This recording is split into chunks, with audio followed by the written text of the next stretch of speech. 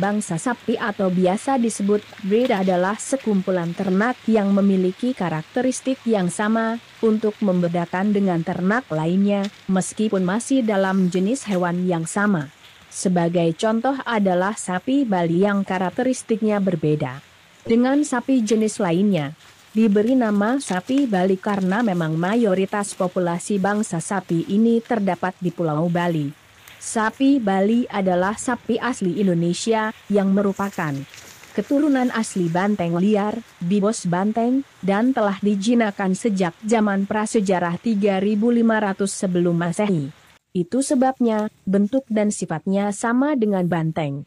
Sapi Bali sudah dipelihara secara turun-menurun oleh masyarakat petani Bali untuk membajak sawah dan tegalan, serta menghasilkan pupuk kandang yang berguna untuk mengembalikan kesuburan tanah pertanian dan pada saat ini juga sebagai komoditas usaha. Dilihat dari karkas dan bentuk badannya, sapi Bali digolongkan sapi pedaging yang ideal, bahkan mutu dagingnya lebih unggul daripada sapi pedaging Eropa seperti Hereford, Shorthorn. Sapi Bali dianggap sebagai ternak terbaik untuk dipelihara pada iklim tropik yang lembab. Sapi Bali juga memiliki ciri-ciri fisik yang seragam, dan hanya mengalami perubahan kecil dibandingkan dengan leluhur liarnya, banteng.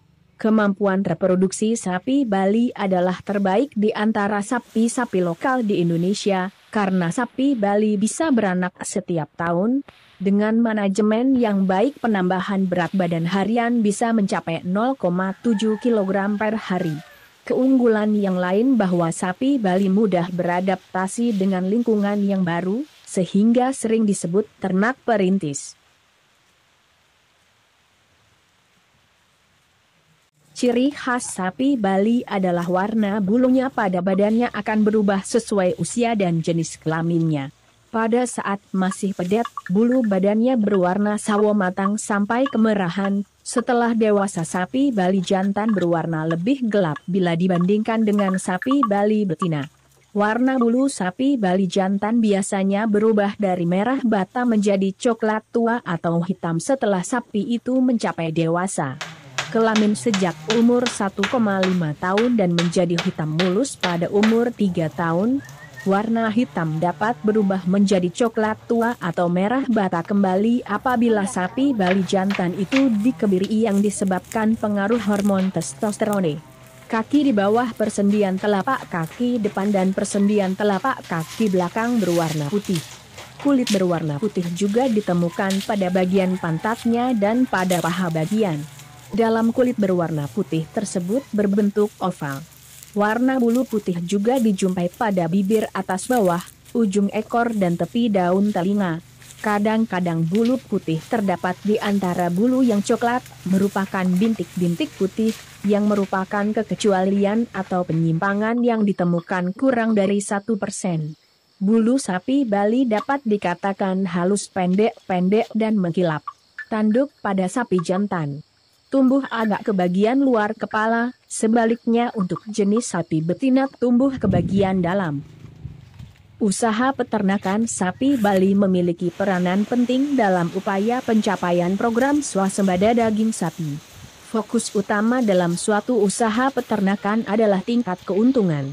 Tingkat keuntungan yang diperoleh peternak sangat menentukan perkembangan peternakan serta efisiensi usaha peternakan. Semakin besar keuntungan yang diperoleh dari usaha pemeliharaan sapi, maka semakin rendah angka efisiensinya. Usaha peternakan merupakan potensi yang dapat dikembangkan di pedesaan karena mampu memberikan tambahan penghasilan bagi petani dan penyerapan tenaga kerja. Peternakan rakyat memegang peranan utama dalam pembangunan subsektor peternakan dikarenakan usaha ini merupakan porsi terbesar dari seluruh usaha peternakan nasional. Untuk keberhasilan budidaya sapi Bali sangat ditentukan oleh pembuatan kandang. Lokasi yang ideal untuk membangun kandang adalah daerah yang letaknya cukup jauh dari pemukiman penduduk tetapi mudah dicapai oleh kendaraan. Kandang dapat dibuat dalam bentuk ganda atau tunggal, tergantung dari jumlah sapi yang dimiliki. Kebersihan kandang meskipun peternakan sapi terkesan kotor dan kumuh, Anda harus tetap menjaga kebersihan kandang dari kotoran sapi itu sendiri atau kotoran lainnya yang meliputi lantai kandang, lingkungan, dan sistem pembuangan kotoran sapi. Usahakan tidak ada bau yang menyengat karena akan mempengaruhi pertumbuhan dan daya tarik sapi terhadap makanan. Kesehatan sapi, pastikan sapi tidak mengalami gangguan kesehatan seperti menderita cacing, menkret, diare, dan lain sebagainya. Jika sapi mengalami gangguan kesehatan, segeralah ditangani agar penyakit tidak menular ke sapi yang lain.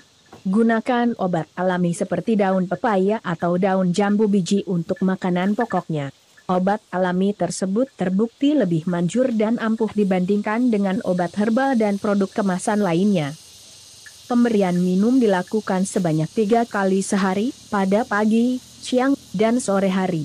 Untuk pemberian minum pada pagi dan sore hari, air dicampur dengan tetes hasil gilingan tebu dan kebi. Kebi adalah limbah hasil gilingan padi berwarna putih yang menyerupai tepung beras. Tidak ada takaran khusus untuk pemberian tetes. Hanya saja, campurkan tetes ke dalam air sampai berubah warna menjadi hitam sedikit kental. Sedangkan untuk pemberian kebi sendiri, dari 1 liter air dibutuhkan 10 sendok makan kebi. Perbandingan tetes dan kebi yang diberikan yaitu 1:2. Misalnya, jika tetes diberikan 2 kali maka kebi diberikan 1 kali minum saja.